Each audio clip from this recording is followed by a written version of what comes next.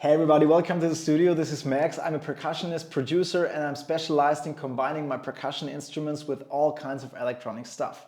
In this video, we're going to talk about the fancy box, which contains the Franklin Audio SS6 Mark II, which is basically a stereo input switcher that allows me to switch between 6 different inputs like synthesizers, drum machines and stuff by only turning this single knob. You wouldn't believe me that editing these 2 seconds took me longer than recording the whole video. But anyway, this looks promising, right? So let's check out how the SS6 works in detail and make some music with it. The SS6 Mark II comes with a stable metal case and it's quite heavy, which is a good thing because when I put this on my desk for like a rehearsal or a wildlife situation, I'm not afraid that this falls apart or moves around when I turn the knob. Looking at the back, we have the 6 stereo inputs, we got ground, we have the DI out, which directly goes into my computer interface, and we also have this stereo through position, which allows me to send the exact same signal to any kind of effect pedals or external amp. But the focus obviously is on this cute knob here, which is like really nice to turn. It locks really hard into the next position, which helps that I don't accidentally move too far to another instrument that I don't want to play at this moment. Alright, that being said, I'm not going to let you wait until I put all the cables in all of the instruments. I know you're not looking for any slow-mo tutorial, so see you in a second and we're going to make some music with that. Before making some sounds, I'm going to introduce you into my wild cable connection. Honestly, I think I have to get some fancier cables. So if you have any suggestions, please let me know in the comments. I'm really looking after it. And I'm now going to prove that I know what each of these cables does. Let's start with the SS6 Mark II. So we have the 6 inputs here that directly come from the 4 synthesizers, the Korg Chaos Replay here, and my drum pad. I use the DI out that goes directly into my computer interface. I'm recording the whole session into Ableton with that. I'm not using the through because it might get too complicated for this first visit. And I'm controlling all of the synthesizers and also the Korg Chaos Replay partly with my Pearl Mallet Station. And I'm playing the drum pad live with sticks. A quick explanation here on how I play everything with my Pearl Mallet Station. Everything I play here basically goes into this KeyMI MIDI expander, the blue box on the table. This sends the MIDI information to the Canton MIDI through, which splits the MIDI signal into 5 channels equally, which go to 1, 2, 3, 4, 5 instruments. I could also send MIDI to the drum pad, but I want to play this live, so I don't need any MIDI information here. If you want to know more details about that, I did a full-length tutorial on all things Mallet Station. I'm going to link it up here. And I answered all questions from unboxing to practice with the Mallet Station, to use it in your performances, to use this tiny little box in detail and connecting it with all of kinds of synthesizers, iPads, etc., etc. So go watch this video and let me know how you like it.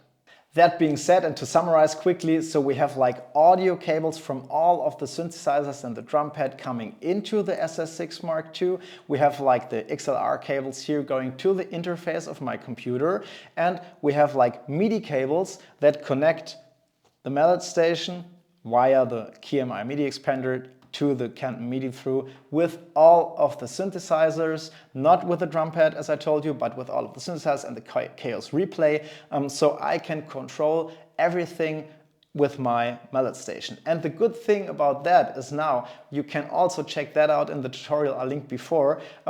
I don't have to put up the volume on each synthesizer. That was the case before because I could play all of those synthesizers also with a Mallet Station before, but I would send the same signal to all of the synthesizers I'm using, so they would sound at the same time, or I had to put down the volume on each synthesizer, and if I want to use this one, I had to turn up the volume here and play something, then turn the volume down, turn the volume up here and play something. That's quite complicated. Now I can have the right volume on each of the instruments, because maybe I want to have the background sound a bit more silent and the lead sound a bit louder and something. And I just have to switch with the SS6 Mark II from one to another instrument to have the proper sound that I like. So let's see how this works in making music.